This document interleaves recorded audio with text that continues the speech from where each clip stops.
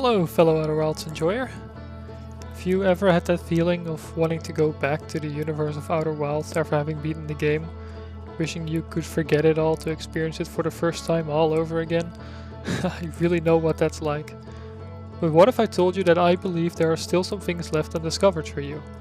My goal for this video is to highlight things that even big Outer Wilds fans most likely have not seen yet. And this can be anything from glitches and exploits to tiny design details or brutal ways to die. As you can see from the length of this video, I've done my best to highlight as much as what I find interesting as possible.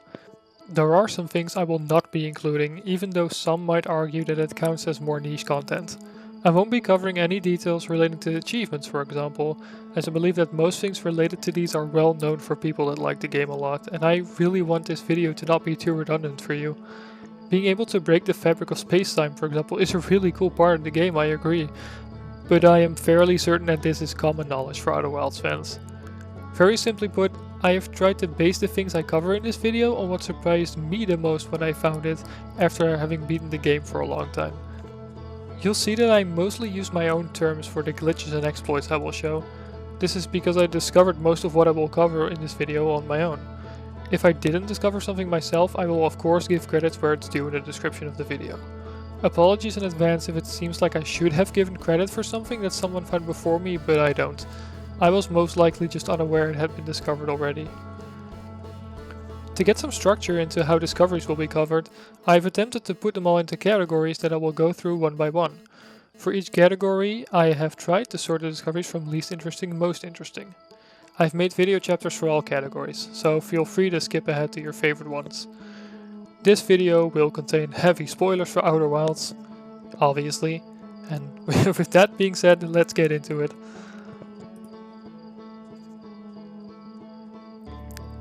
The first cool detail that I'll show you is actually not really in the game yet, it's still on the menu. And it has been happening in the background during this introduction. The letters of Wild will start drifting away farther and farther the longer you are on the title screen. They will actually stop moving at some point, and this is actually after about 22 minutes.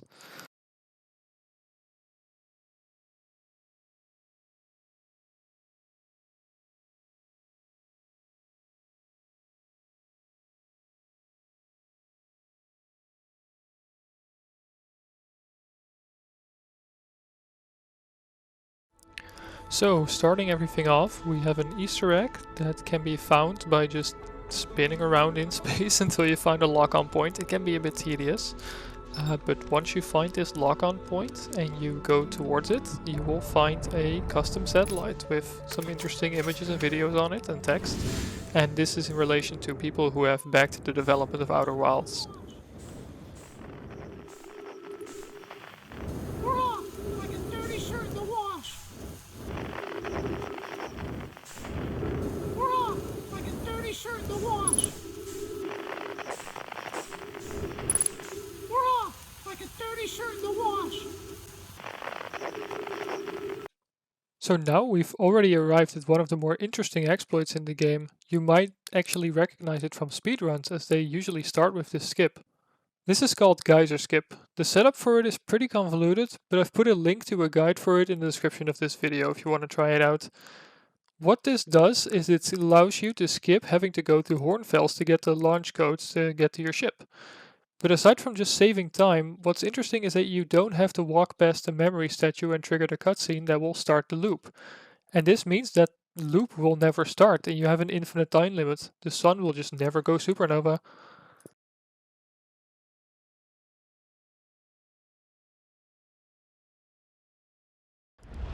When the solar system is in this state, there are a couple of fun observations you can make.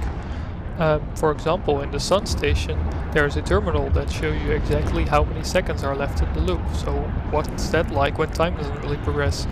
Well, I wanted to find that out, but the problem is that Ember Twin does not lose any sand, so I couldn't warp to the sun.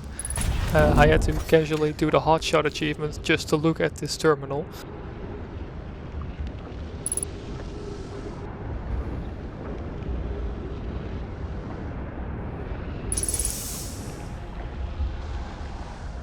But as you can see, the time loop is exactly 22 minutes 0 seconds, nothing more, nothing less. And the sun station itself gets consumed after exactly 11 minutes and 30 seconds. So I'm guessing this timer will just start ticking down the instant that you trigger that cutscene.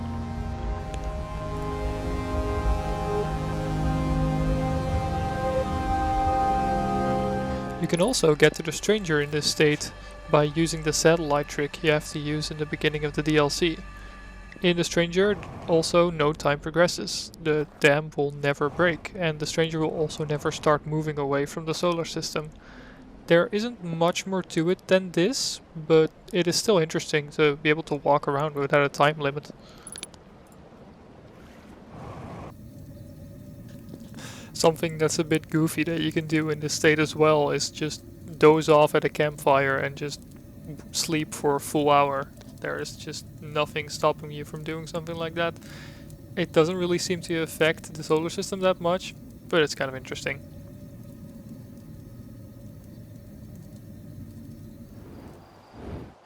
Instead of using Geyser skip to explore the solar system without time passing by, you can also perform a glitch that the community refers to as mask storage. You can do this because you have equipment at this point that you shouldn't have. What you have to do is go into the observatory and move past the memory statue and try to not touch the ground for as long as you can. What this does is this prolongs the cutscene from happening.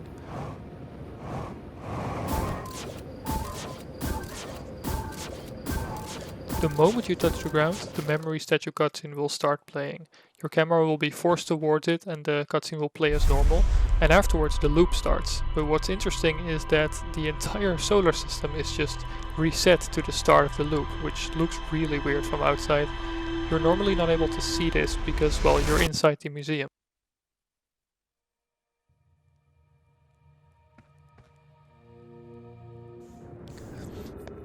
So here you can see an example of me managing to get out of orbit during mask storage and landing on the Adel Rock. So right as I land, you can see how my camera snaps towards the memory statue in the museum and it will start playing the cutscene.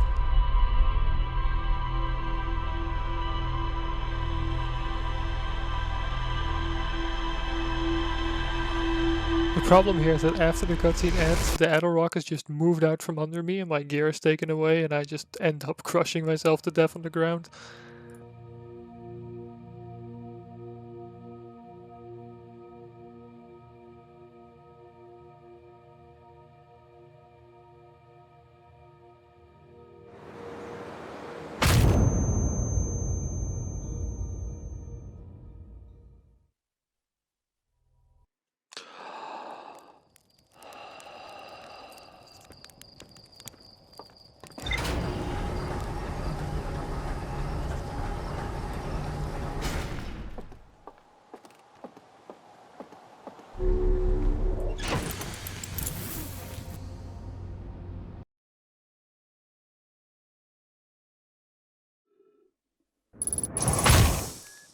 So this one was kind of interesting to me. Did you know that if you perfectly roast a marshmallow and eat it, you can actually heal? Can honestly be pretty useful sometimes.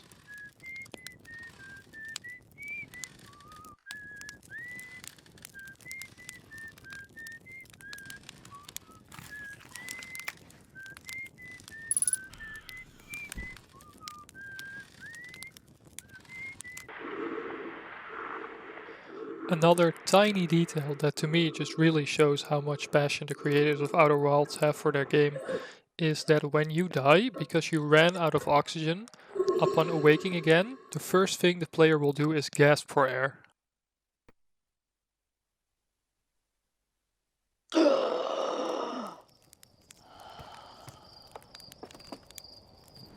Another really cool detail about the Outer Wilds universe is that ghost matter can be washed away by water. In the stranger right here, there's ghost matter that can hurt me.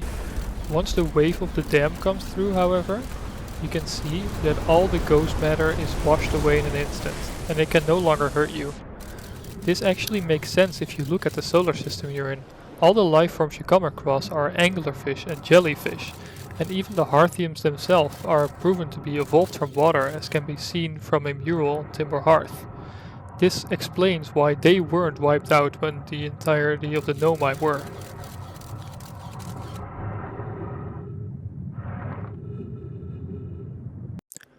This is a very minor UI glitch, but I still don't think it's supposed to happen.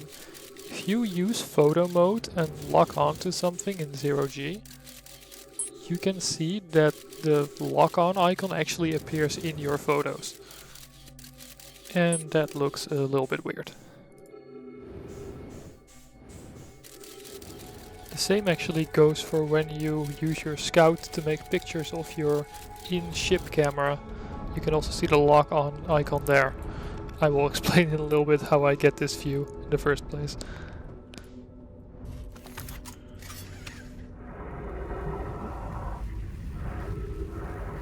If you get damaged by electricity in any way, you can actually see that your UI turns off for a couple seconds, which is a really cool detail.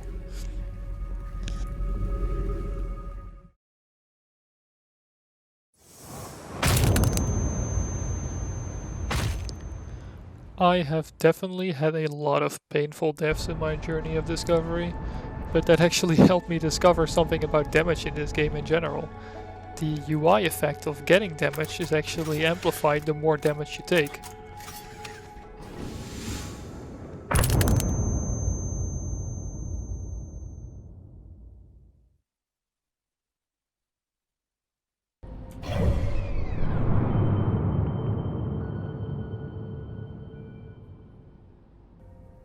To start with the map, a tiny detail I just never seem to notice is that all of the orbits actually have different colors based on the planets that follow them.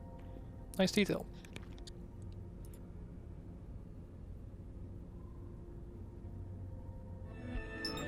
Something kind of funny that you can do actually is that I realized that you can visit the camera that shows the map. The map is just the actual solar system and the camera within it. So if you keep the camera of the map perfectly still, you can start slowly moving towards it. Of course, the map camera isn't a physical object that you can see. And sadly you also can't see the player or the scout on it, but it's still kind of interesting to look at, seeing the ship so up close to the camera.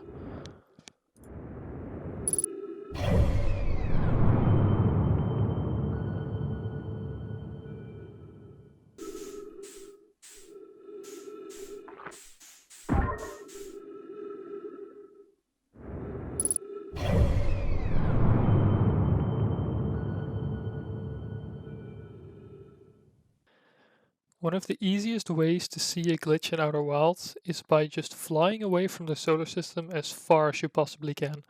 If you then open the map, you'll see that the UI gets very messed up. And the further you go, the worse this gets. You are of course still on a time limit, with the sun going supernova and all that, but there are other glitches such as Geyser skip or lucid dreaming, which I will cover later, to enhance this effect even more. It gets pretty ridiculous.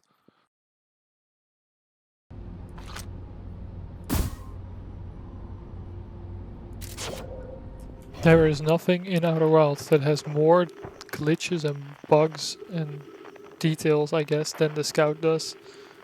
First of which is that it makes a little smiley face if you put it on the surface. That one's not very useful. I think it's cute.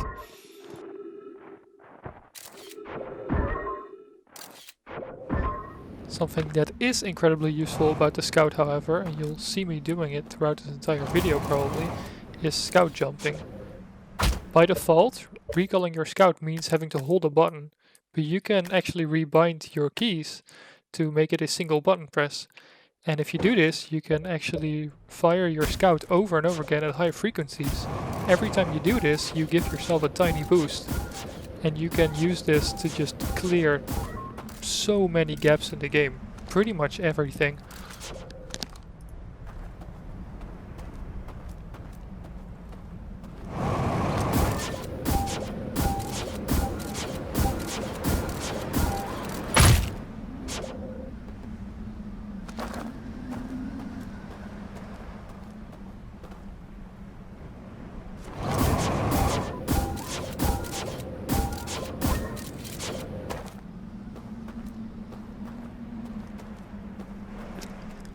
I've only seen this particular bug a handful of times. I have no idea what causes it. Sometimes your scout will just get into this glitch state where it will start moving around randomly, slightly responding to your movements as well. It's very weird. I've seen it happen on the Quantum Moon and in the Stranger, as you can see right here.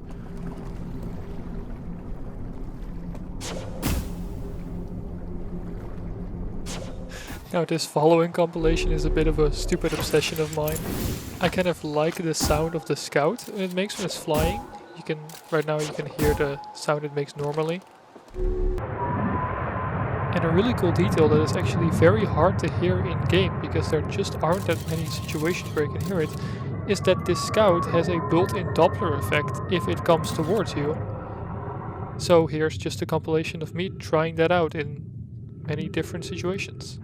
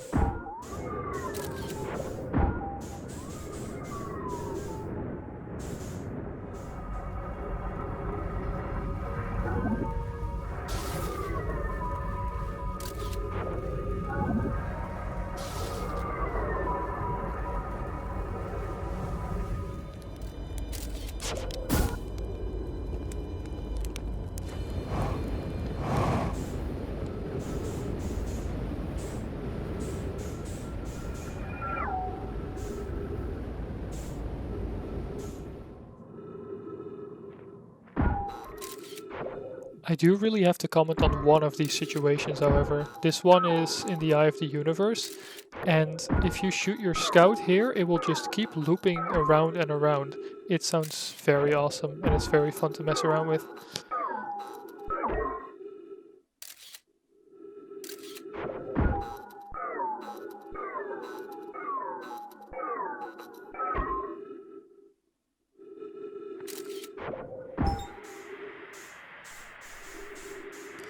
So now regarding actually taking pictures with the scout. This first one isn't very useful, but I think it's very funny. If you are tired of your scout pictures only being in black and white, you can actually turn them red by dying violently, and you only get to look at it for like 2 seconds. There is actually also a way to get scout pictures in color. I will show that a little later.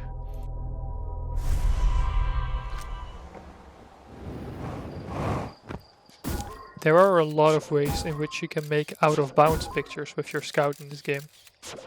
One of the easiest setups I call ship feet, and it just means you attach your scout to the bottom of one of your ship's feet and just land your ship somewhere. If you now make pictures, you can see through the floor. In this example, you can see through the floor of Timber Hearth and kind of see the Geyser system, which is kind of cool. Another interesting place to do this is at the Interloper, where you can see the tunnel system.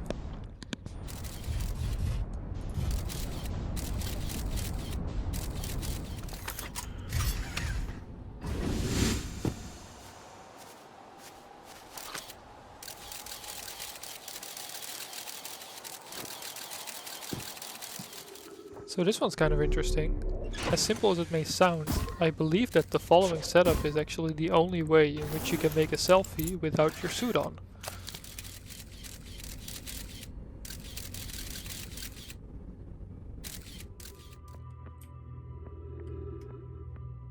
A very silly glitch with the scout that I discovered completely by accident is the selfie stick. So it's kind of simple, you just place your scout on the wall where a scroll is inserted, and when you take the scroll out, your scout will stick to the scroll in your hand. You can still make pictures in this state, you can even face it towards the player, so you can live out your dreams of being a Hearthian vlogger. This glitch is actually also how I got the view from before, where I can make photos of my ship camera with my scout still in my hand. The scout's also kind of funny if you go into the ship computer, it will just block half the screen. This glitch actually has some useful properties though. If you put down the scroll you're holding, the scout will still stick to it. And this means that if you put it next to a wall, you can make out of bounds pictures again.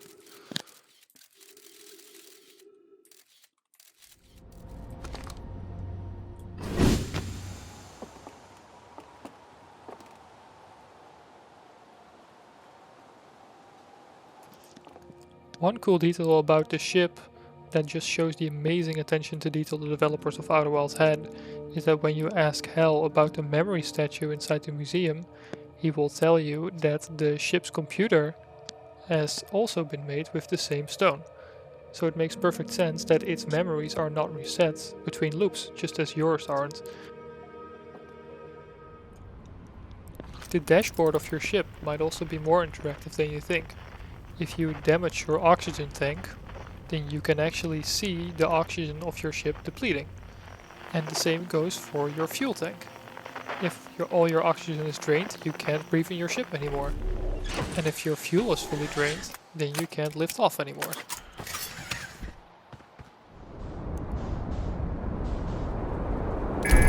Something else that kind of follows these rules is that if your reactor is damaged, you can actually see the reactor progress and how close it is to combusting.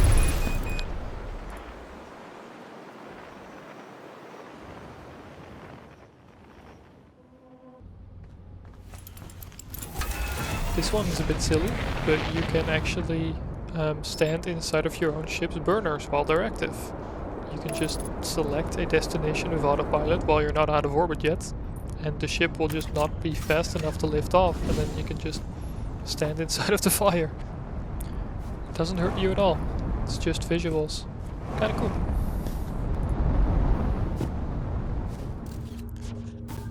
This one is a little bit interesting to me. You can actually hurt your ship by shooting your own scout into it. The reason this is interesting to me is because I have a very hard time figuring out in what other scenario than this one you can even do it. It's not very useful, obviously. I had a lot of fun messing around with this next one. So you can actually open your hatch while you're in your ship and just not go through it, and the hatch will stay open. Now using the landing cam, you can land on pointy objects and they will just get inside of your ship. If you then exit your ship and go back into it with the hatch closing behind you, suddenly this pointy object is clipping inside of your ship. Your ship really doesn't like that, and it can cause some very wild rides.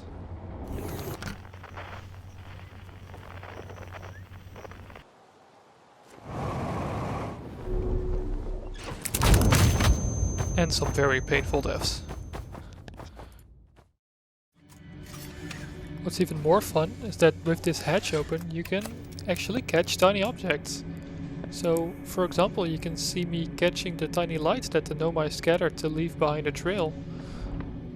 You can also capture one of the Nomai corpses, but I'm not showing footage of that because that is a bit morbid.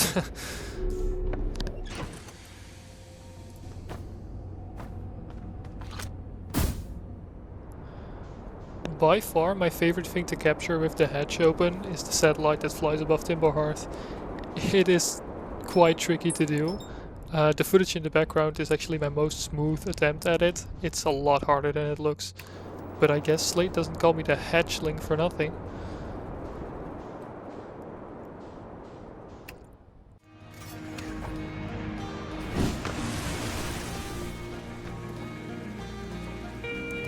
Once you return to the village, you can actually see that the pictures the satellite takes are in real time, which makes sense, but it's cool to see some proof of that. Something interesting you can do with your ship is that if you are about to crash into something at really high speeds, you can just go into your ship log to negate some of the damage. It can have some really weird effects. Make sure to turn on that time still progresses while you are in the ship log if you want to try this out. This is, I think, disabled by default.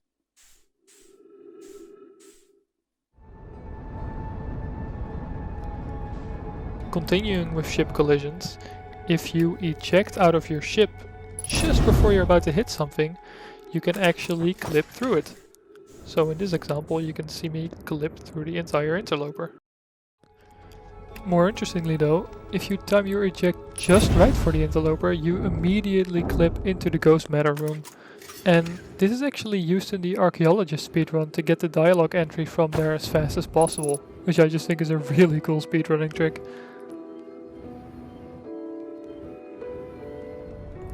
I also attempted to clip into the Southern Observatory on Brittle Hollow multiple times, but I just kept clipping too far, honestly.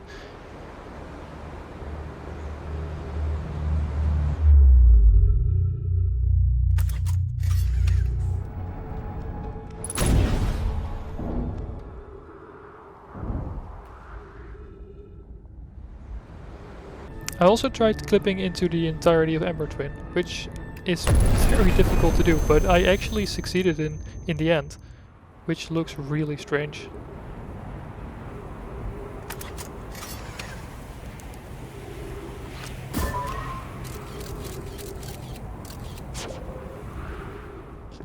So this next one is probably the stupidest thing I've messed around with for this entire video. Basically, your ship is attracted by every gravity beam, and this includes the ones from the Nomai shuttles. So what you can do is just send one into orbit using a gravity cannon, and then catch up to it with your own ship, and then get stuck in its gravity beam, forever pulling you inward. And this makes your ship function really weirdly. Just going back from one ship to the other is very fun to mess around with. And you can even autopilot to a destination and it will work decently well. There is a fair chance that you miss your target, as you can see here with Timber Hearth. Generally, Giant's Deep is a safe one to aim for because it's so big.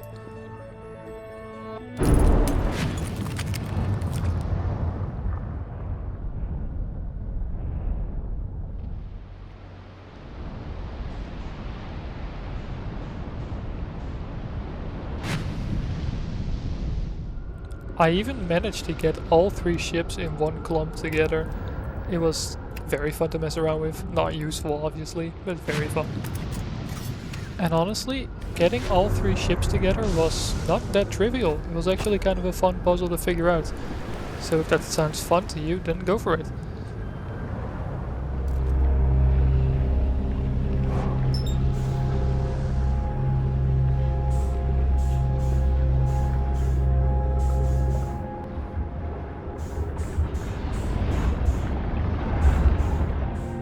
So now we're going to cover actual locations, starting with the Sun and the Sun Station. About halfway through the loop, the Sun Station will get absorbed by the Sun. And if you are inside the Sun Station when this happens, you will just slowly start burning until you die. But what does it actually look like when the Sun Station is absorbed by the Sun? As you can see, it just kind of sinks into the Sun over a span of a couple seconds. Nothing too special, no explosions or anything. But still, I had never seen it before. So while messing around with the Sun, I actually found an interesting exploit with the meditate until next loop option.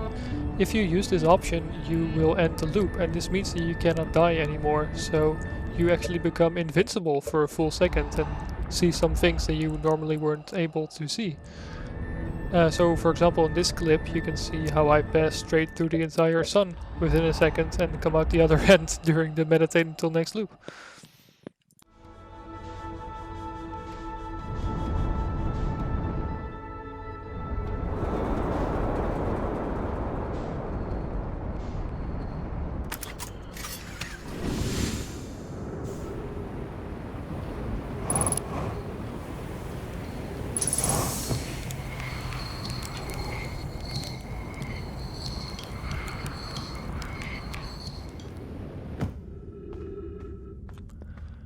Now for Ember Twin, a tiny clever design detail that I never noticed is that the path to get to the high energy lab using the Ember Twin caverns is actually the same cavern as the Stepping Stone Cave. It's just lower down.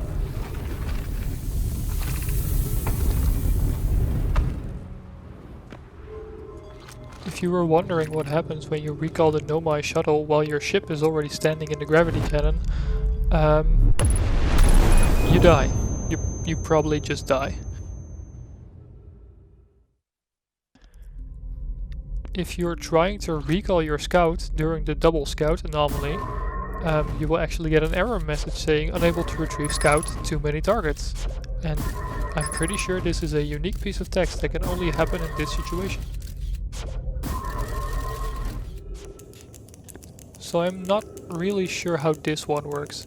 If you're standing on the traveling rock in the Ember Twin cavern and you throw your scout, that functions as a trigger for the rock to move between the caves. It's really weird that this happens because your scout does have light, so you do observe your surroundings, but you're immediately taken away. What's even stranger is that this only works on this rock. On the Quantum Moon in the tower, if you make it completely dark, this same trick doesn't work there. So very curious that it only works here. So this glitch is very interesting to me. It's actually the colored photos glitch I mentioned earlier. It happens in this cave where the quantum rock also travels to.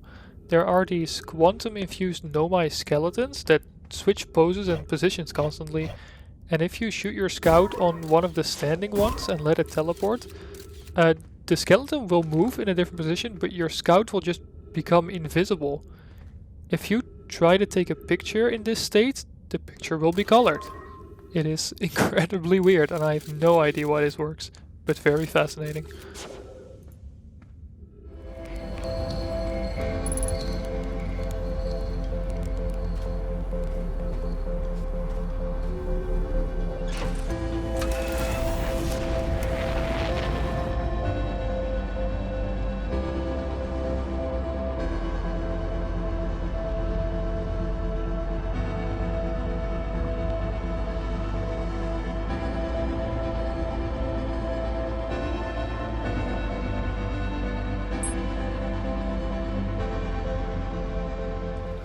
So this exploit isn't actually exclusive to Ash Twin or anything, but because Ash Twin is the only place where it has an actual use case, I thought I might as well cover it here. You can actually use your scout to trigger a warp platform and then jump in with it. So you can put your scout down and wait for the sand pillar to come by for the Ash Twin project, and then you can just jump in when it's happening. Speaking of the Ash Twin project, this one doesn't really apply as like a bug or exploit or discovery really, but I thought it looked really cool to see the Ash Twin project spinning from another perspective like this.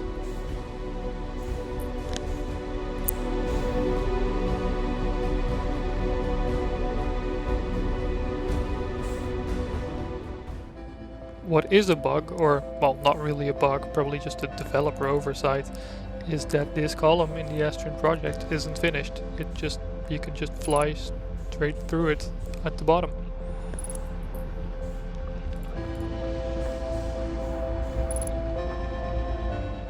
So I'm not sure if you would call these next two exploits, but what kind of blows my mind is that there are two ways in which you can soft lock yourself in the Ash Twin project. This first one is a little contrived, I'll give that one to the developers. You can get into the space where the core is and then you can close the space off. And now you are soft locked. There's no way to get out of this one.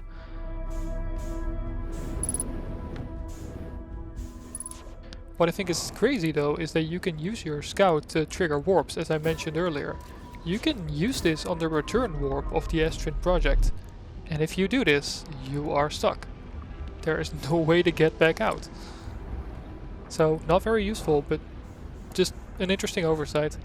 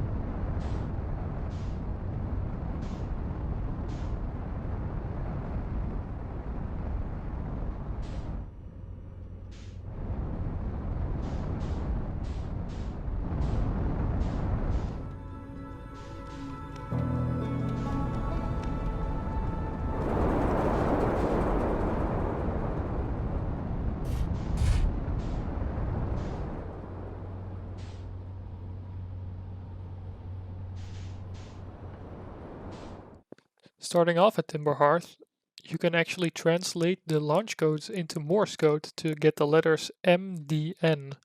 So I assume MD stands for Mobius Digital, the creator of Outer Wilds, but the N, I have no idea.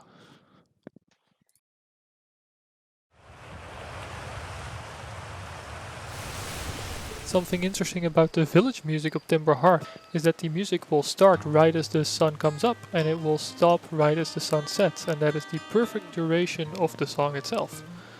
And if you visit the village just in the middle of the day, you will drop into the song in the middle of the song. It's kinda interesting.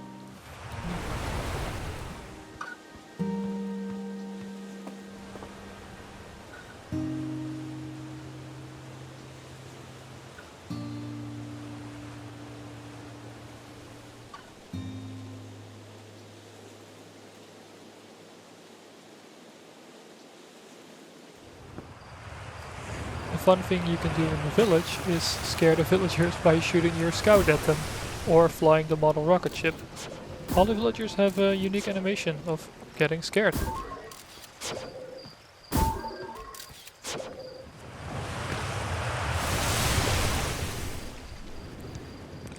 Another detail in the village that just again shows the amazing attention to detail of the developers is that if you go down the geyser in the village, you will actually see a ton of stuff that the villagers drop down it at some point at the bottom.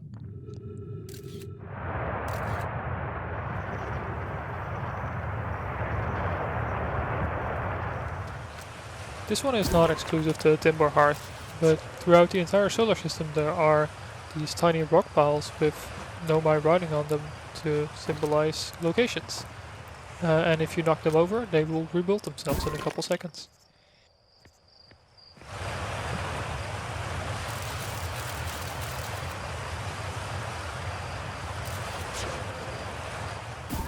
This one is weirdly fascinating to me.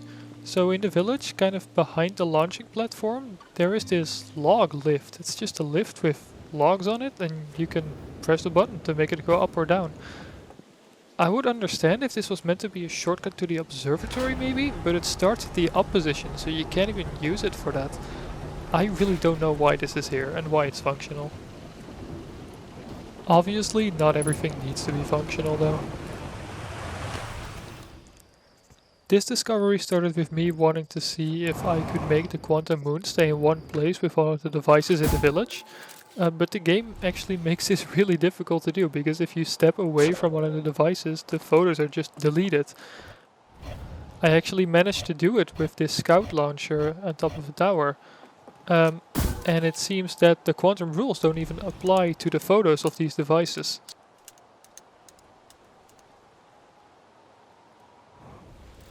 Similarly to the log lift that I showed earlier, I don't really know what this mural is here for.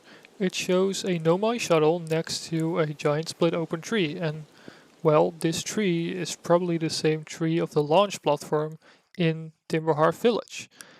Obviously not everything needs to be functional or have a deep meaning, it's just that there aren't many things in Outer Wilds that don't have any larger connection to it, because well, the developers have thought everything out so well. That's why suddenly this mural sticks out to me.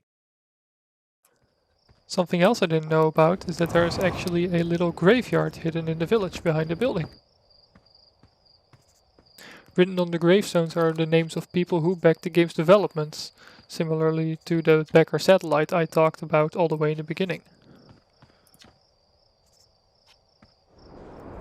Scattered all over the surface of Timber Hearth there are many trees, but pretty much none of these trees are actually solid. You can just fly and walk straight through them. And this isn't too bad because, well, there's no reason to be here anyway, so why not, I guess. But what is interesting to me is that all the trees around the campfire for the DLC are also just not solid. I don't know why anyone would try checking, so I guess I didn't know. I guess they got me.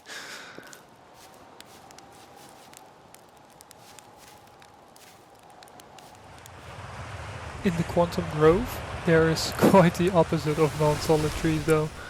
Here there are just trees that will just randomly teleport inside of your ship.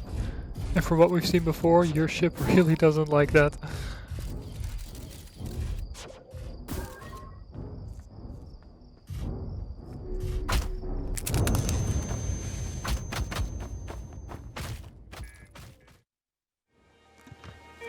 The quantum shard that is in the backyard of the museum actually has some very weird properties.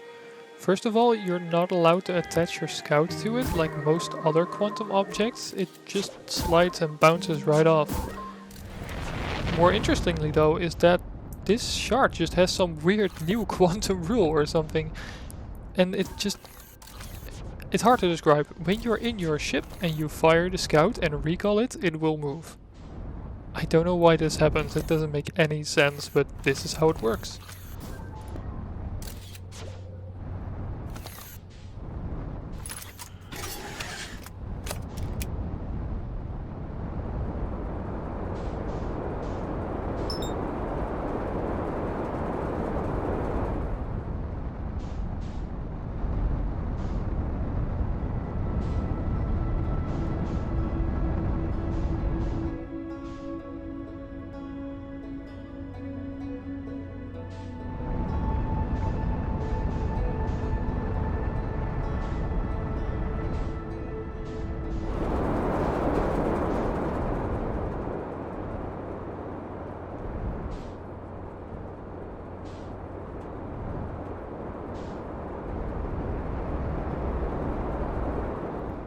You can actually also see this on Ember Twin, now that I think about it. But on Brittle Hollow you can see that there's a difference between children handwriting and adult handwriting for the Nomai, which is a really cool detail. This is an example of a classroom. What is specific to Brittle Hollow though is the planet slowly falling apart. Every single piece of the planet actually has its own structural integrity. Even the gravity cannon has its own structural integrity. And what's really interesting about that is that you can actually crash your ship into a piece to lower the integrity.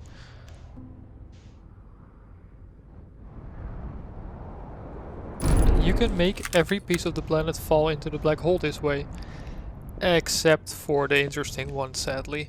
These are just hard-coded never to fall and will just remain stuck at 1%. Something that I had never really taken the time to examine more closely is the design of the escape pods from the Nomai. There's one on Brittle Hollow, of course. Looking through the glass you can see that there are two circles filled with these cylinders. I can only imagine that this is what the Nomai are transported with and that somehow these cylinders keep you safe from crash impact. It's cool that the developers took some time to figure out what would be a logical design. Speaking of the escape pod, there's actually a really useless glitch that you can perform with the escape hatch on it. If you put your scout on the escape hatch and then just let it fall all the way into the black hole, you lose your scout for the rest of the loop. You cannot recall it anymore, it's just gone. Awesome.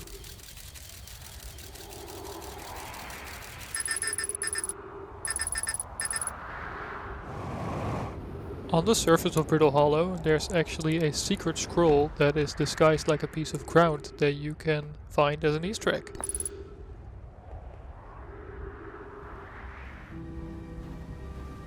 When putting the scroll into the wall there are 3 things that you can translate. The first 2 are just emojis and the third one is a QR code, which sounds very interesting, but it just takes you to a Google search of Pivot's Easter egg, as it's called, which the trail just doesn't go any further than that, it just ends with that.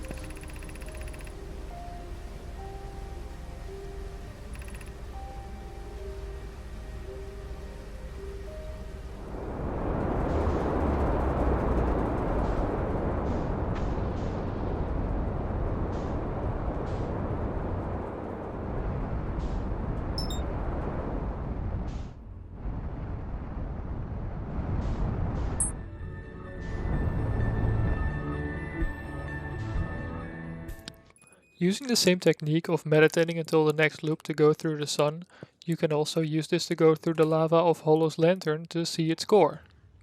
Which isn't very pretty, but you can do that.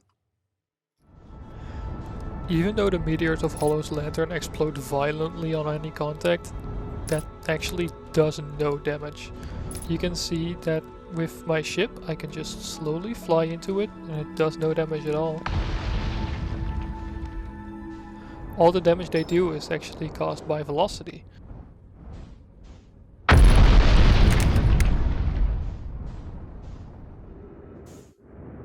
You can also see that the exact same thing happens when I fly into one without my ship. It explodes violently in my face, but it does absolutely no damage. Something I actually didn't know about Hollow's lantern is that as the loop progresses, the lava drains more and more. Towards the end of the loop, there's even an Easter egg that you can see in the form of a Nomai skeleton poking out of the lava.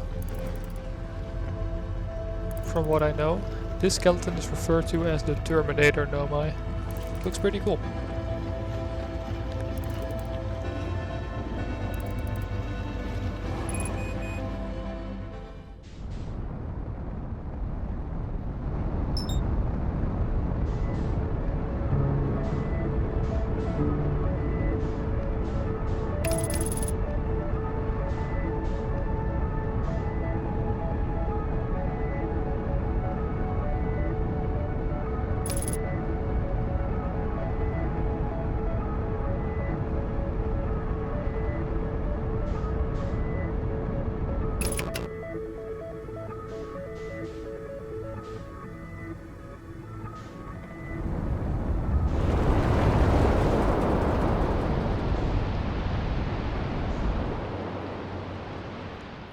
Starting off for Giant's Deep, there's actually kind of an interesting way in which you can calculate how many loops you've done in your playthrough. If you manage to get within the tracking module of Giant Deep score, there's actually a terminal from which you can read which probe data is now being received. For the first loop, this is probe 9,318,054, as you can see on the screen. So simply subtract the number you have with this number, and that's how many loops you've done. The gravity beams in Outer Wilds actually have a fun design gimmick where the beam shape is actually more square the closer it is to the origin. You can actually see a very clear example of this in Giant's Deep.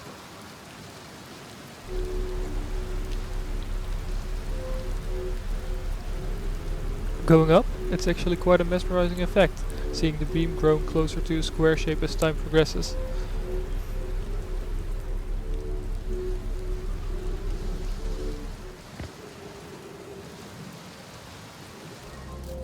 So this one's a bit weird. In the orbital probe cannon, the sides of the modules actually barely have any proper collision to them when it comes to firing your scouts, so it just goes right through it in many of the cases.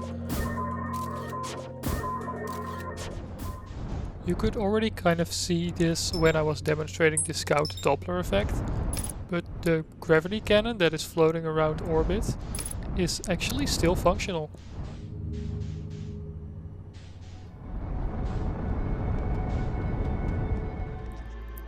So I'm pretty sure that this bug is now patched out, but it used to be the case that when you were viewing the supernova from the windows of the orbital probe cannon, the supernova effect would just be invisible and you could see like a weird singularity where the sun would normally be. It looks pretty interesting, although it's hard to get a good view on it based on how the cannons rotated when this happens.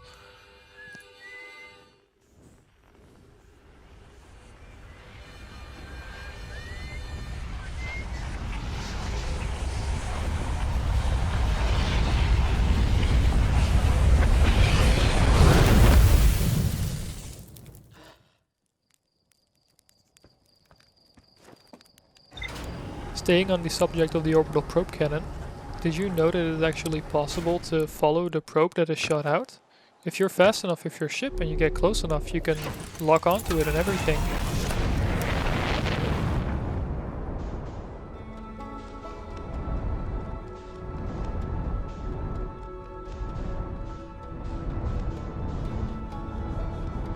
It doesn't have much going on design-wise, but there's a little Eye of the Universe symbol on it, I guess, which is cool. And it's just cool in general that you can catch up to it. In the underwater cave below Statue Island, there's actually a second Easter egg scroll you can find, kind of disguised like a lamp. You're supposed to get this while the island is thrown into orbit in 0G, but using the scout jumping exploit I showed earlier, you can actually skip that waiting time.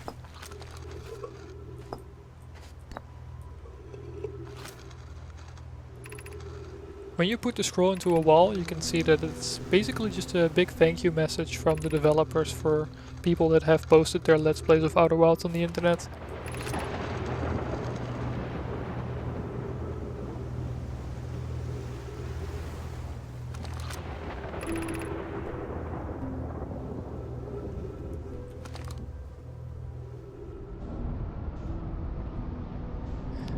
In this very same location, you can actually experience one of the most brutal deaths this game has to offer. Basically, just wait for the tornado to throw this island into orbit, and then, while being inside your ship, fly into one of the gravity beams. Your ship really doesn't like this.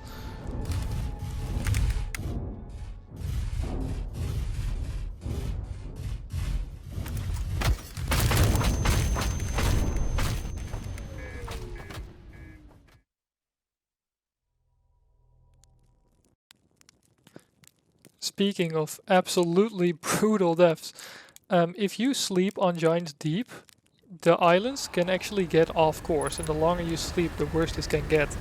In this example, you can see how just two islands are just inside of one another, and basically I get crushed by an entire island right here. It doesn't get much more painful than this.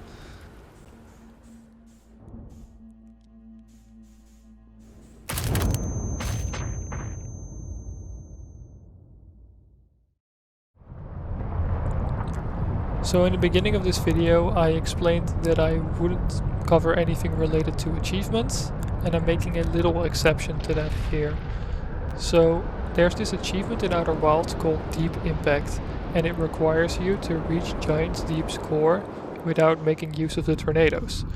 And I think you're just supposed to fly into the planet incredibly fast to bypass the current, but I just couldn't get this to work somehow, until I discovered that you can actually cling your ship to the bottom of an island as it's falling back down through orbit, and it can actually push you through. I think this is a really cool exploit, and it is actually useful to get an achievement.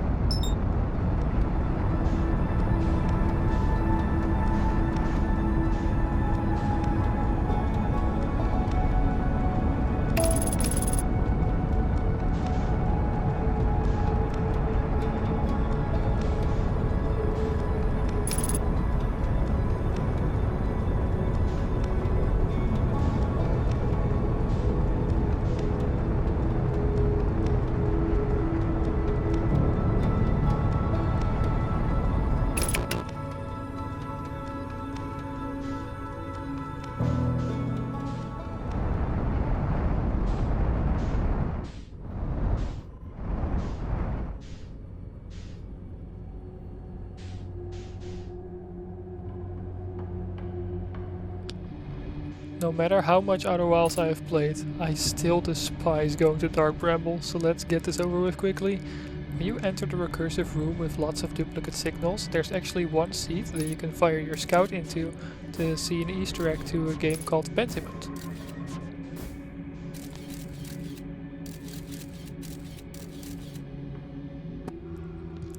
As much as I didn't want to do any research on anglerfish, I had to find out if there was something interesting about them. And there actually is. They have 3 states of behavior when I thought there were only 2. I obviously know about their idle behavior, them not moving, and I sadly know about them screaming and charging towards you. But there's actually a 3rd state where they heard a noise and will just slowly drift towards it, investigating what it is. But as long as you don't make any more noise, they don't actually see or feel or hear you. It's very, very eerie.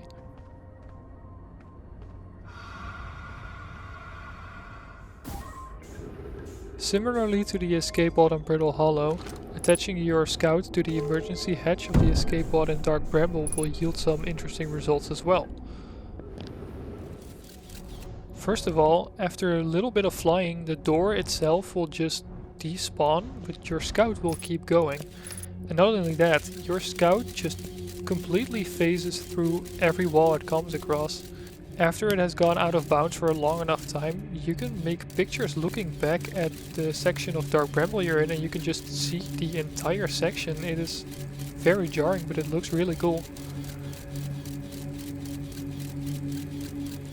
For my favorite detail about Dark Bramble, you actually have to go to the DLC.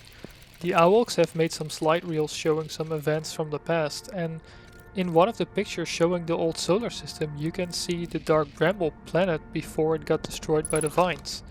You can still see the vines on the surface, but it's still in one piece.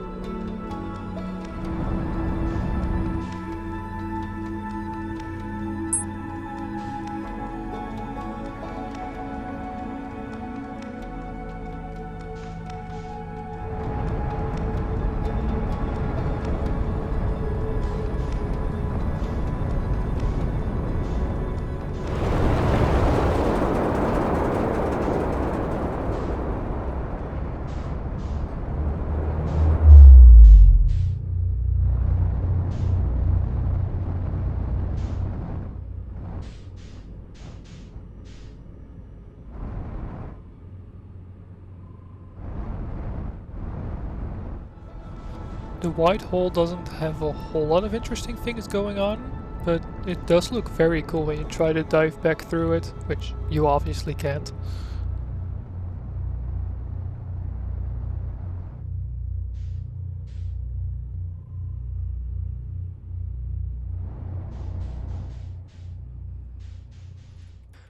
This next trick is probably possible with any warp pad, but the one from the white hole station is just very practical. If the return warp of a warp pad is active, you can actually try to dive through it by ejecting from your ship, while just still sitting in your ship. And you can see that the warp pad actually tries to pull you back, but it can't, and it just gives up after a couple seconds. And I don't think this happens in any other context, so I thought it was interesting. Like I showed before, your scout can actually take warps, and you can take warps together with your scout, which makes sense. But somehow, when you do this from the white hole station, your scout will just end up at a different place than you sometimes. It will kind of shoot out towards a direction, and it will not be standing next to you when you finish the warp. So in this example you can see how it landed 14 meters away from me, which is not that much, but if you get lucky, or unlucky I guess, it will just shoot out incredibly fast and it will not stick to anything.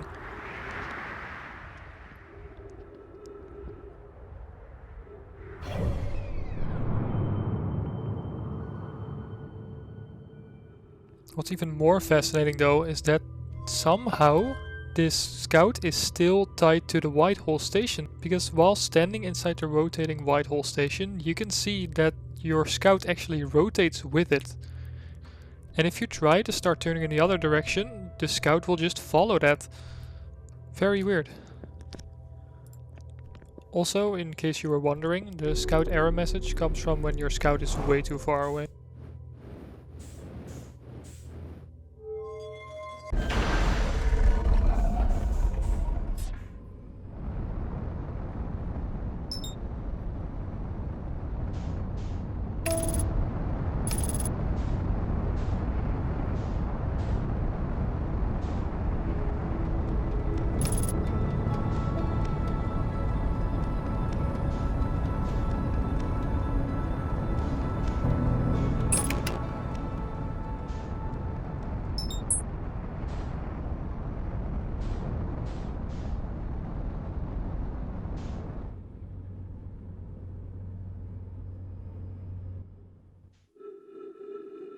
Aside from the eject clip that I showed earlier, which allows you to just get straight into the ghost matter room with your ship, There isn't a whole lot going on the Interloper. The most interesting thing I could find is that there are actually tiny snowflakes animated on the surface, which is not much, but I didn't know that yet.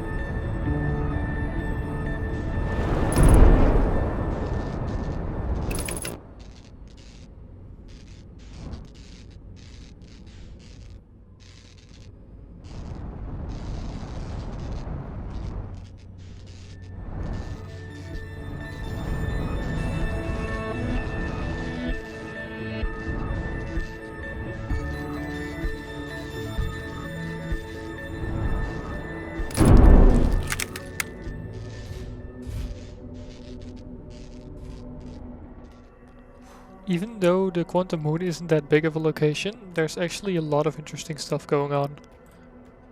First of all, if you take one of Solanum's stones and take it outside of the Quantum Moon, after a little while it will just turn invisible. And you can still put it down and pick it up, but the visual is just gone.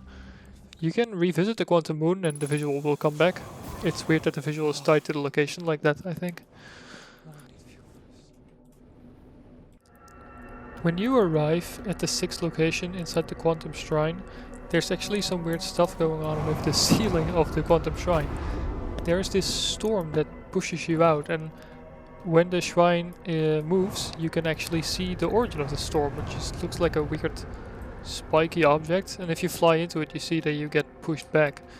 I guess the developers really didn't want you to accidentally leave the 6th location, which makes sense.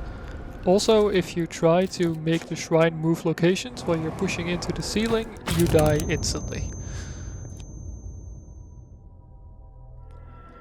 Normally when you're on the Quantum Moon, no matter where you leave your scout, once you leave the Quantum Moon, your scout just can't be found anymore. There's no pointer to it on your HUD or on the map, but there is actually an exception to this that is not intended. If you place your scout on one of the Quantum Shrines in such a way that it is still producing light but makes static pictures like this, now you can leave the Quantum Moon and you can still see a pointer to your scout, which shows you the exact location where the Quantum Moon is at that point. The first cool observation you can make with this is that when you look at your scout's location on the moon when you're flying above it with your ship, you can actually see that the moon rotates with you. No matter how I spin around it, the relative position of the scout stays the same. And this actually makes sense, because if you remember, you always land on the south pole of the Quantum Moon. That's not because you're teleported there. The moon rotates with you, so that it will always have the south pole pointing at you. Which is honestly a really cool way to implement that. The second observation you can make with this, and what is probably the reason why you're not allowed to track the moon with your scout, is that you can actually see the 6th location in the solar system.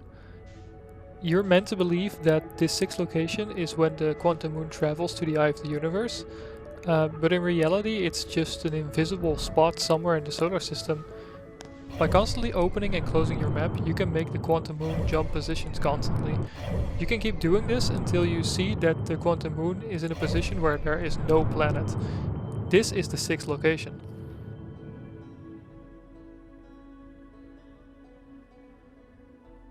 When you fly towards it, there is nothing there except the Quantum Shrine. It's probably loaded in because your scout is attached to it, and if you try to fly towards it, it will just disappear like the Quantum Moon always does. If you try to take a picture, however, and fly into it, you are killed instantly. They really do not want you to get to the 6th location in this way. This is a really cool find in my opinion. I haven't found this myself and I will give credits in the description of the video. The Quantum Moon gets even crazier though. This next glitch has a bit of a peculiar setup, but with some practice you'll get it every time.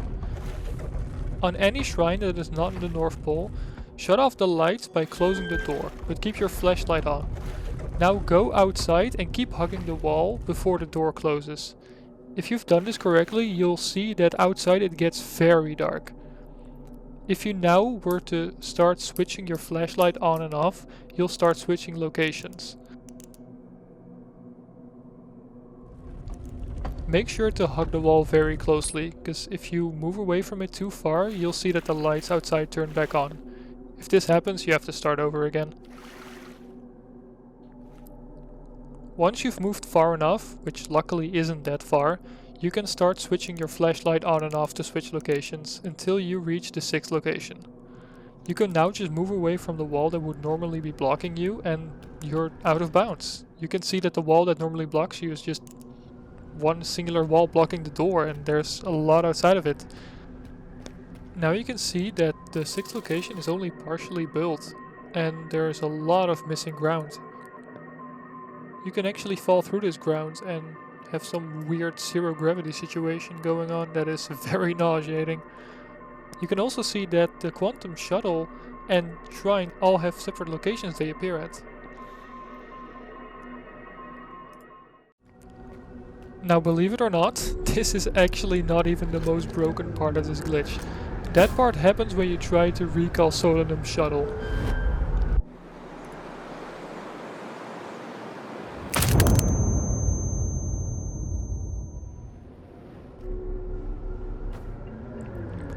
So what happens is that you get put into this weird falling state, in the middle of space no less. You're just falling forever towards what I assume to be the 6th location. That makes the most sense to me. Your boosters don't do anything, you can't fire your scout to redirect yourself in some meaningful way. You have infinite oxygen for some reason, it just doesn't deplete. It's honestly kind of terrifying. When I said that you can fall forever, I really did mean it. You might think that the sun goes supernova in at most 22 minutes and ends the loop, but what if you performed Geyser skip and time actually isn't progressing? Then you can actually fall forever. The longer you're falling, the more speed you're building up, and this makes the game behave in weirder and weirder ways. The first thing I noticed is that you're actually going in orbit around the solar system. You're going in circles, but you're drifting out further and further. Also, when you fire your scout, it will just kinda come back to you. But this is only when you're still going relatively slow.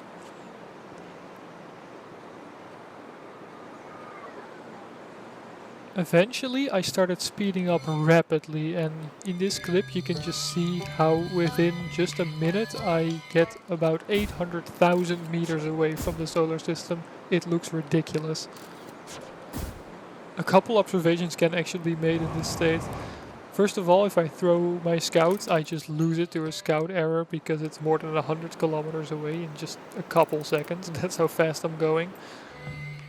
Secondly, you might notice that the text on the screen and the HUD is shaking again, which is actually the very same distance glitch that I showed off with the map earlier. Lastly, you can hear me listening to the Traveler's instruments, and they're actually getting a little bit out of tune.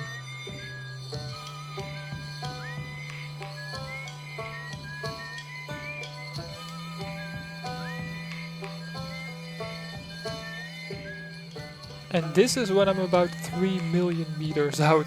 This is about the furthest I got before I gave up.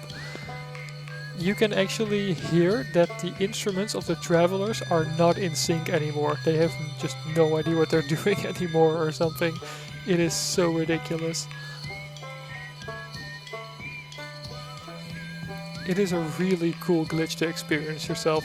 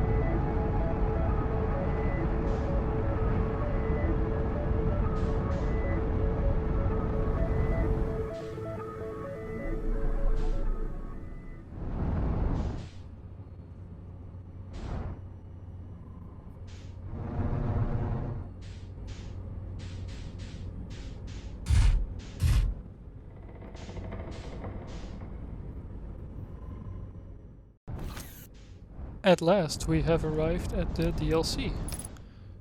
And what more fitting way to start than with how you arrive at the stranger. So I think this is to give you more of a cinematic effect, but when you go into the loading zone of the stranger and you go back out and go back in, you are actually just always teleported to the same spot. Just kind of interesting. Another property of this loading zone of the stranger is that it actually resets your ship's speed. So if you're ever autopiloting towards the stranger, you can just skip the last phase of slowing down, because you will never crash into it. Still, if you're feeling adventurous, you can actually eject before you get into the loading zone, and then you skip the slowdown, so you can crash into the stranger really hard, if that's what you want to do for some reason.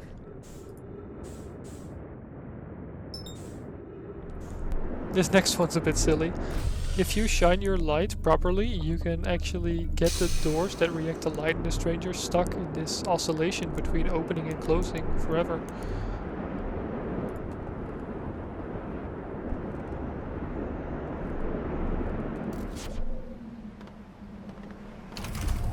Speaking of glitched doors inside of the stranger, you can actually soft lock the big door that you have to usually walk through at the entrance quite easily. What you have to do is throw your scout inside so that its light will make the panel start rotating, and then you have to forcefully call the door to open from the outside. And this will just mess up the door's mechanics and it will never open again.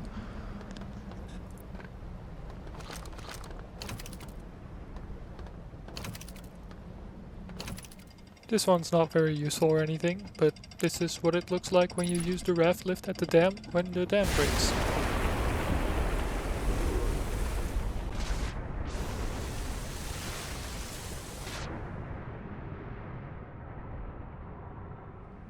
So here's an interesting detail about the stranger's interior that some of you might not know about yet.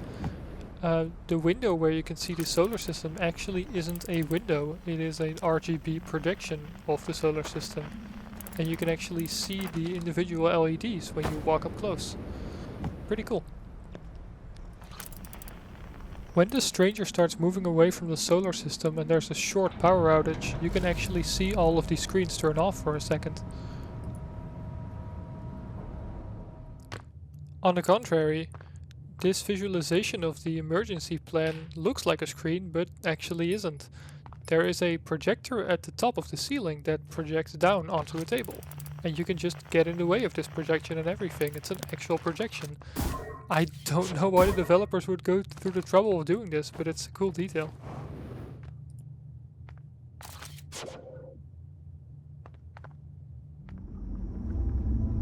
Have you ever wondered why it's daytime in the stranger, but when you go to the simulation it's always nighttime? It's not really the case that the Auks are only night creatures. In fact, towards the end of the loop you can see the sun slowly start to come up in the simulation. It's a really cool detail. Also, the simulation version of End Times is one of my favorite tracks in the game, and I'm willing to bet not many of you have heard it before.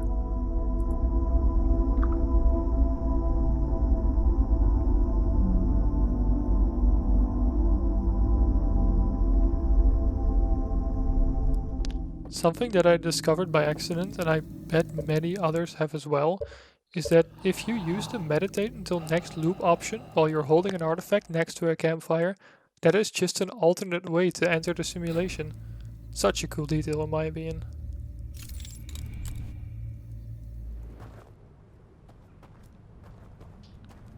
Using the scout jumping method I showed off earlier, you can actually reach the middle of the stranger, and to my surprise there is zero gravity here.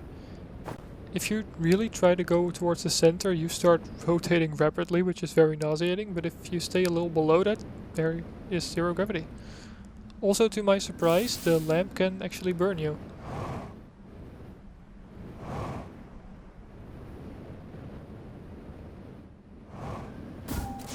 I don't think many people have died in this way.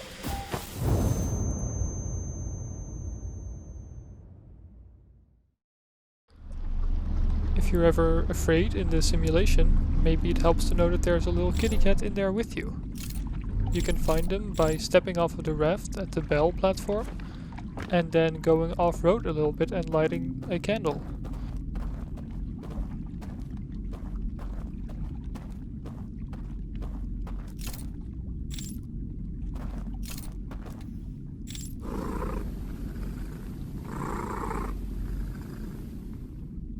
If you now unload the world around you and go back to this candle, you can see a little cat.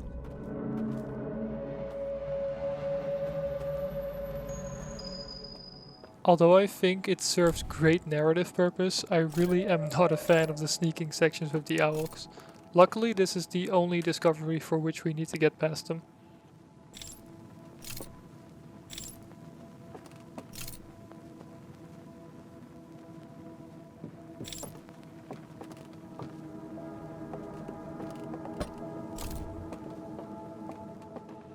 In the Endless Canyon, there's actually a shelf with a lever on it that you can pull to move the shelf.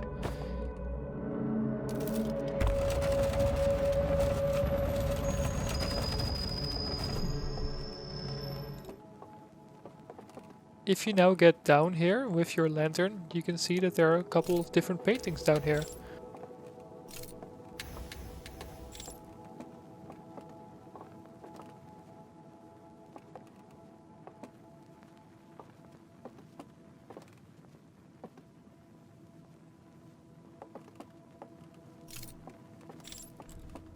Behind the wall there's actually a secret painting for which if you light all the candles, some music will start playing.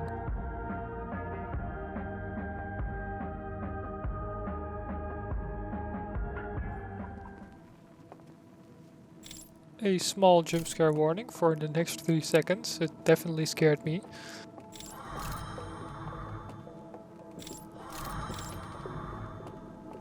Using this Easter egg you can actually get an owl glitch to occur. For some reason the disco room, as I will call it, is just protected and the owl is not allowed to step inside of it, which looks very eerie.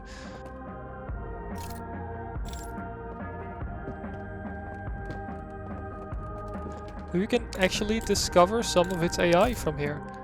If I conceal my light, you'll see that the owl turns his on, and vice versa, which is kind of interesting.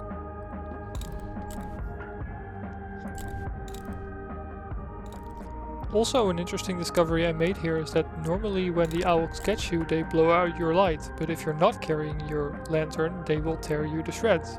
Now I knew that this happens when you unload the world and get caught, but it actually still happens when the world is still loaded in and you're just not carrying your lantern, which makes sense, but I've never seen it.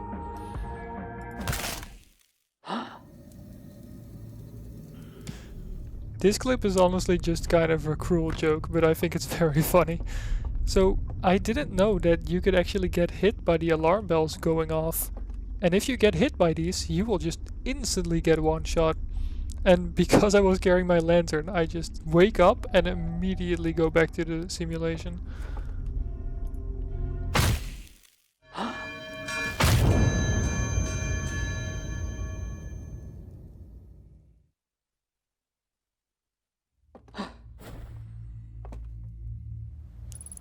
This next glitch is very bizarre. It happened accidentally and I have never been able to replicate it.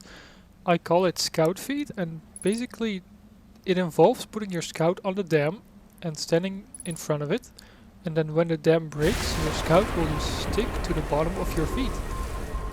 It's really bizarre. Once you're in this state you can obviously just walk over any surface and start making photos out of bounds.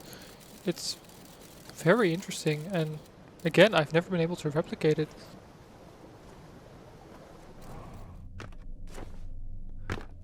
So here's a fun way to soft lock yourself. I tried to be smart by following the prisoner into the elevator by getting behind them. And as you can see, with some proper platforming you can get there. The thing is, from here you can't hand him his vision torch anymore, so you're just stuck here. Speaking of the prisoner, did you know that you can actually see him outside of the simulation? It's a really cool detail. So normally you would have to enter the simulation by dying so that the alarm bells cannot wake you up. But This puzzle actually just has a terminal next to it, and that terminal has a code. Of course, you're never given this code in the game, but it can be brute forced. Filling in the proper code will make the lights turn off and the alarm bells just won't see you.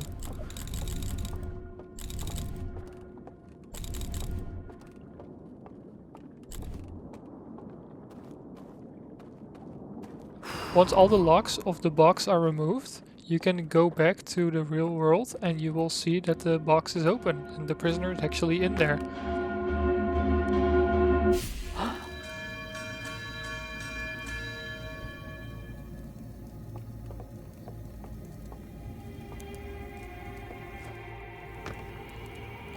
You can even see that this lantern is still lit. Once you go to the prisoner and allow them to end their journey and go back, you can even see that the flame becomes unlit. It's incredible how much detail they put into this.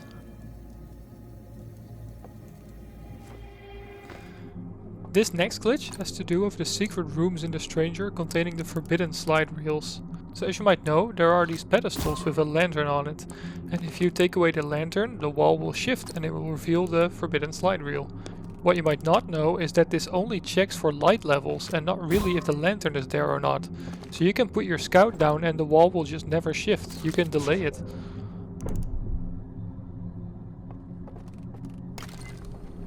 This mechanic can then be abused for a glitch, because you can just stand into the wall and then manually make it spin, and sometimes this will trap you behind the pedestal, just soft locking your game, you can't get out from this. Sometimes it will just kill you, and sometimes it will make you fall through the floor, which is really scary at first, but it's pretty cool.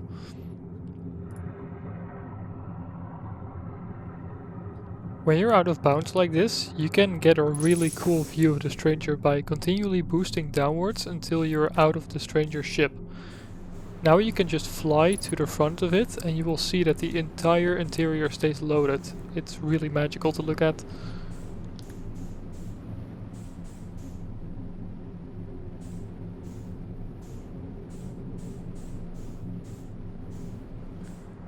Going out of bounds like this glitches the game in a really weird way, where your center of gravity doesn't seem to update anymore. Here you can see that I'm trying to go around the Stranger again, but I'm just not allowed to go further through this water. I'm just magnetically being pulled back to the point where I got out of bounds. Also, you might notice that the eerie background music will just keep playing for the entire duration of the glitch, which is not that pleasant. Your center of gravity not updating properly seems to persist no matter what you do or where you go. You can even escape from the Stranger with your ship, but no matter where you land, the center of gravity will start messing with you. So here's a little compilation of that. It feels really weird. This can also cause you to fall through space again while not losing oxygen, making me think that this is a similar or maybe even the same glitch as what happens when you try to recall the Nomai shuttle from the Quantum Moon. I didn't really try limit testing with this one as much though.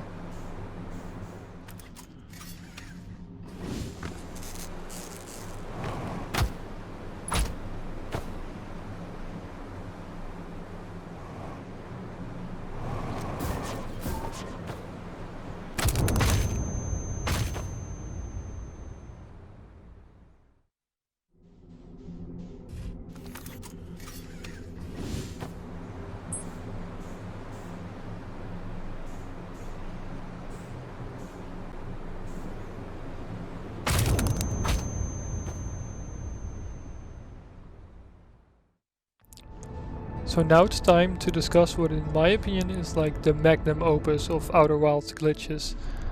I have not found this one myself and I have put credits in the description of this video. The setup for it is quite peculiar, but it is definitely worth it in the end.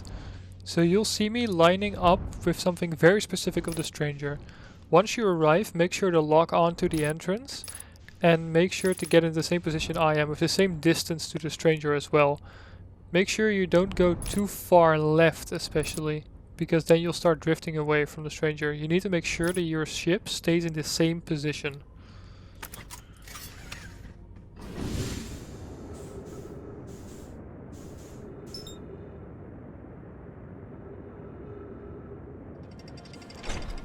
Now just make your way through the stranger, pick up an artifact and go to the Cinder Isles, and especially the tower of it, and go inside of the simulation.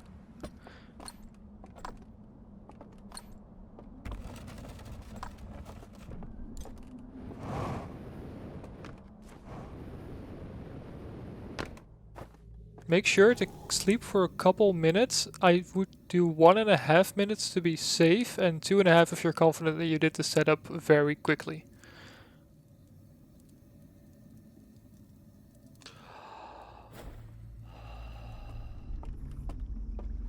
Now once you reach the Starlit Cove, you can look up into the sky and you can actually see your ship hanging there. The dream world is not a separate world, it is the same world, just invisible. And by putting your ship in that exact position, it will not cause the game to deload the ship.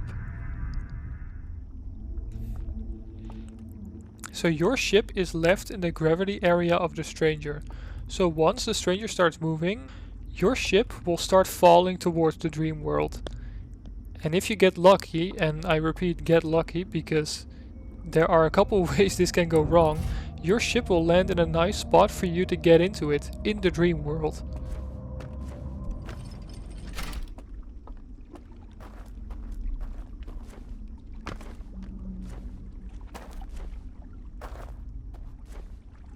Now you're just free to get your gear and get into your ship. And you can just explore the dream world with this.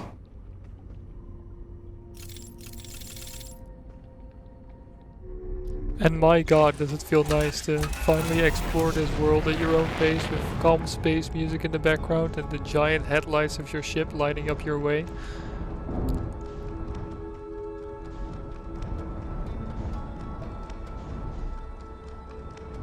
You can actually get a closer look at some of the owls walking around in the Starlit Cove, which is pretty cool.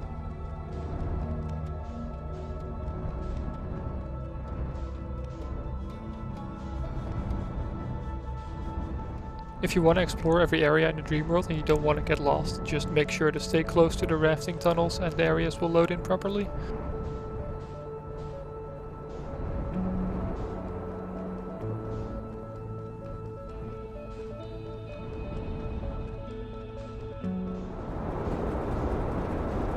Another really cool thing you can explore in this way is the giant ringed planet that hovers above you in the dream world. You can just fly into it. It's completely hollow obviously, but it does have actual animation. It's rotating. Pretty cool.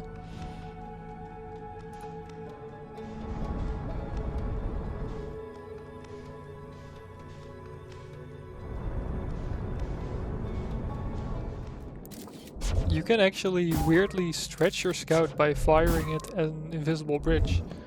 The reason I think this happens is because it's an invisible object. The game developers just stretch the object to make it longer, and so your scout is as well when it's attached to it. It looks really weird. Also, when I was walking around on the water in the cave where the prisoner is located in the Forbidden Archives, this weird lounge happened. I really don't know why, but it gave me a pretty cool view of the area.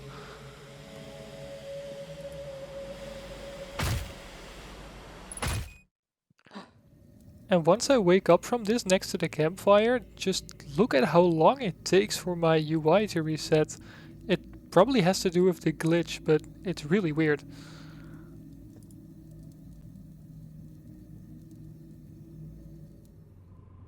And if being able to explore the dream world with your ship and your gear wasn't cool enough, you can actually leave the dream world.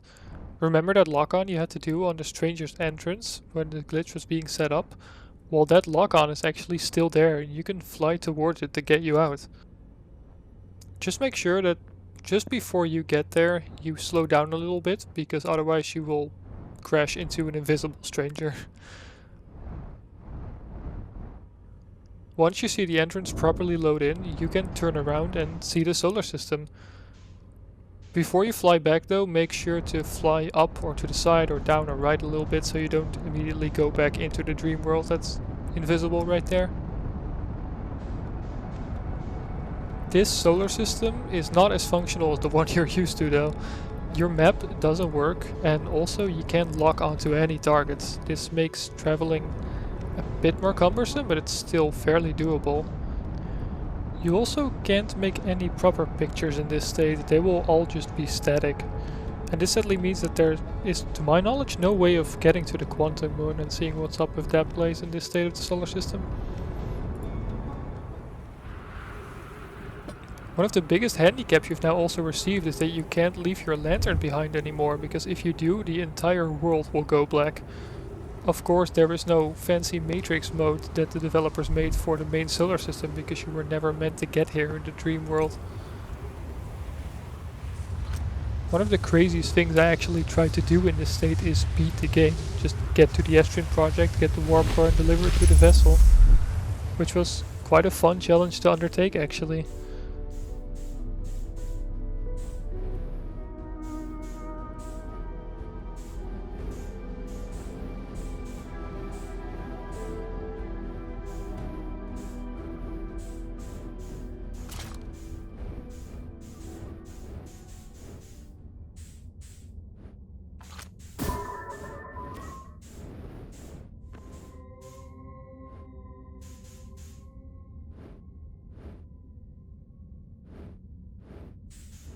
I'm pretty impressed with myself that I actually got the warp core out. As you can see, it was no easy task. Sadly, it wasn't very meaningful though, I realized quickly. Because you can only hold one item and you can't store any items on your ship. So I would need to do the rest of the entire journey in pitch black darkness, and I am not going to do that. Theoretically, it's possible though.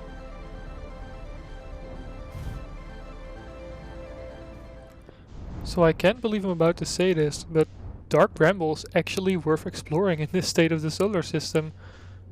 Because, as you can see, all the fog has just deloaded and you can see the entire seed in one view. To me personally, this doesn't make it much less scary because, well, I don't like seeing the anglerfish just floating there menacingly, but I have to admit it looks really cool.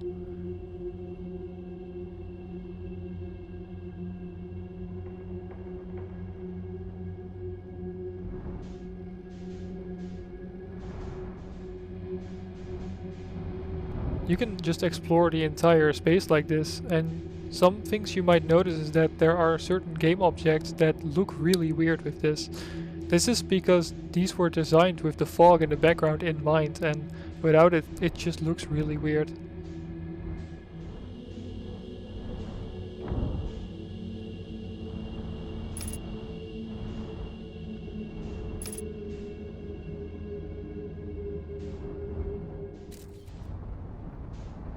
Also seeing the vessel in the seat like this just, I don't know, for some reason it puts for me even more into perspective into how screwed they were when they teleported in here.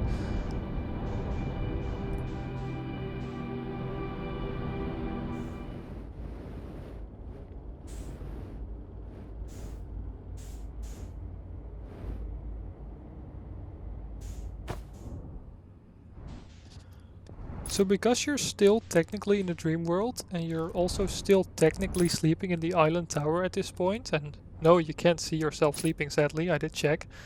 At around 20 minutes the tower will fall over and you'll be forced to wake up from the simulation. So when you're forced to wake up, you just teleport back to the island tower as if nothing ever happened. Except if you are in some type of interface, such as steering the ship, or sitting next to a campfire, or steering the model rocket ship on Ember Hearth. If you are in any one of these interfaces, some very weird stuff starts happening instead. A simple example of what this could look like is shown here in the background, where I'm just waiting at the entrance of the stranger to be woken up.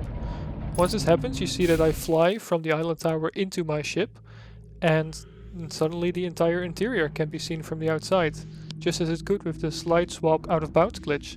Looks pretty cool still.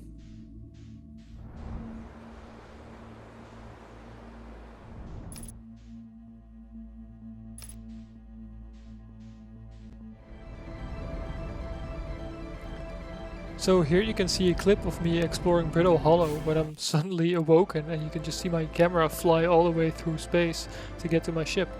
It looks really cool, honestly. And as you might immediately notice, my HUD is shaking like crazy again. So this effect is actually also created by teleporting across space like this, but it's even worse this time.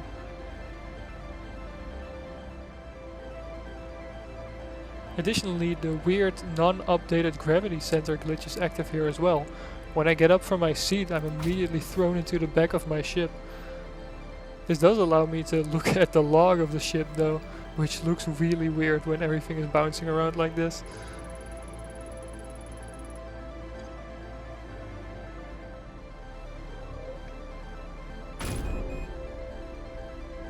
With this gravity center not updating properly, it's very hard to survive for a long time.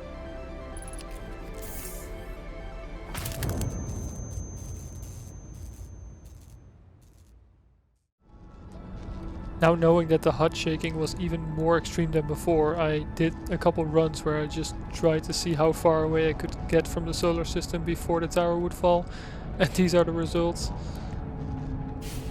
And as you can see, it's just nonsense, it's complete nonsense. My HUD is just shaking, my ship is shaking, the geometry looks right. It's completely unreadable what's happening.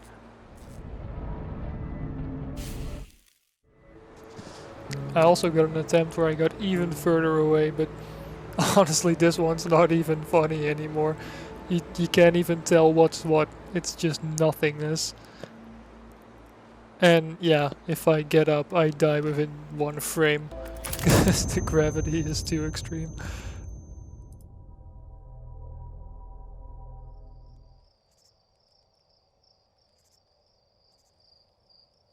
So like I said, this also works for other types of interfaces, such as the model rocket ship on Timber Hearth.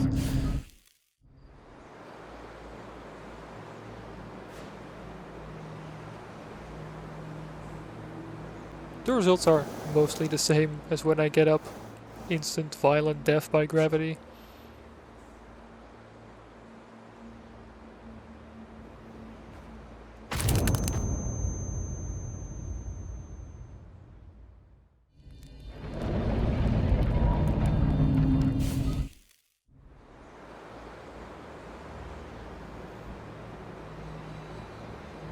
And this is a clip from Dark Bramble where I try to roast marshmallows. And I can luckily still do that even when I'm snapped back. But yeah, instant death when I get up.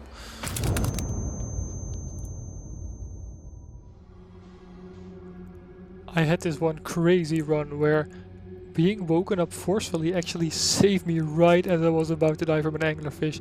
I didn't time this intentionally, this was just by accident. Feldspar would be proud for sure.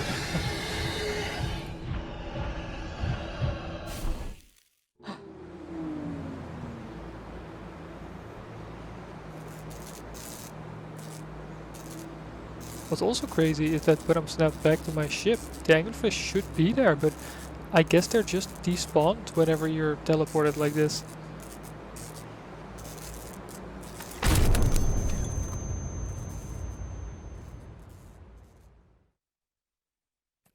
So this is what it looked like when you doze off at a campfire during this effect.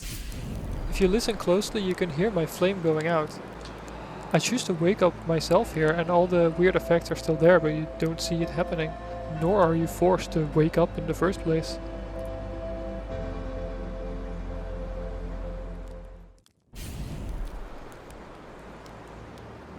And that is the crucial detail. You are not forced to wake up at any point. I don't know why, but this one is just maybe the funniest glitch in this entire video. You can sleep through the supernova. It won't wake you up. And you just immediately go back to waking up. You don't even see the Nomai mask replay. You don't see any of it. You just skip everything. Very, very funny.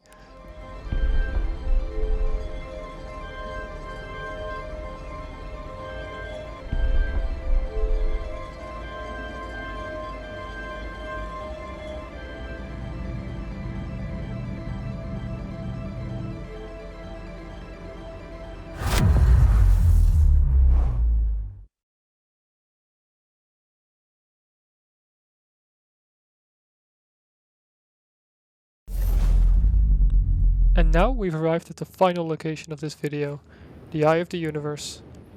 We start with something quite simple but kinda cool in my opinion.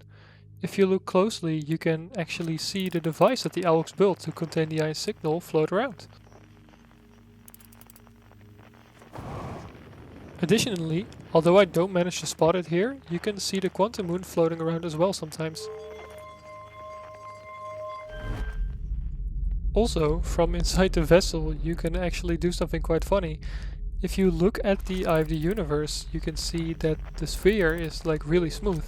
But if you throw your scout through the black hole, but don't go in yourself yet, you can see that all the terrain actually loads in. And you can kinda study it from here.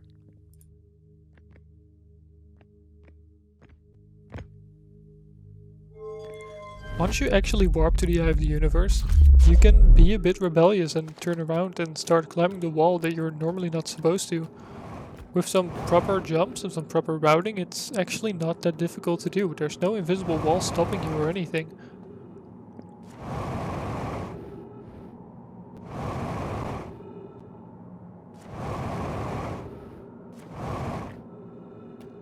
Once you're up here, you can just go to the South Pole of the Eye of the Universe by going the other way around that you normally do.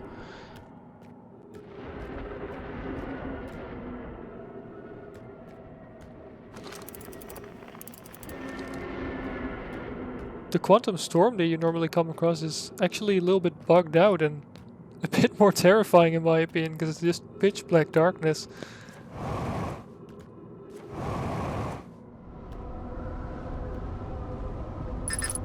Also, because you're so high up, you can actually see through the fog a little bit and see the entirety of the funnel that you're eventually going to fall through.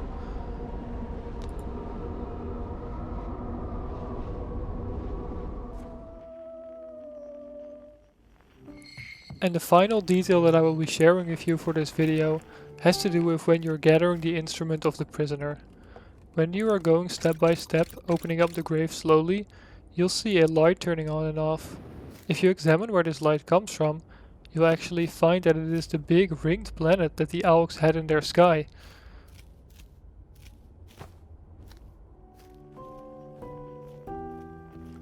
You can actually wait before fully finishing this instrument and instead go up with the Nomai shuttle for Solanum's instrument, so you can get a little bit closer to it.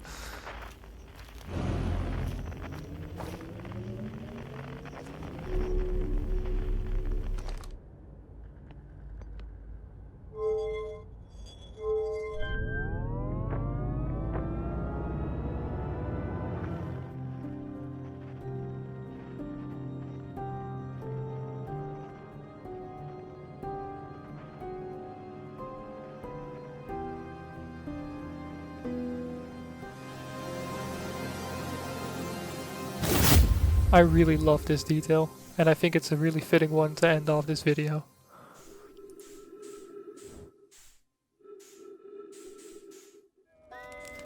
Thank you so much for taking this journey with me all the way to the end. It really means a lot to me that you've stuck around all this time, and I of course hope that it means that you found these discoveries interesting and that you didn't know most of them. I also hope that I might have motivated some of you to jump back in your ship again to do some of your own exploring with the things I've shown you. Without a doubt have I missed some things that can be done in this game or details that the developers have put in, so please feel free to comment about interesting facts that I have not covered in this video. I'll be sure to read it, and it's also nice to share it with others.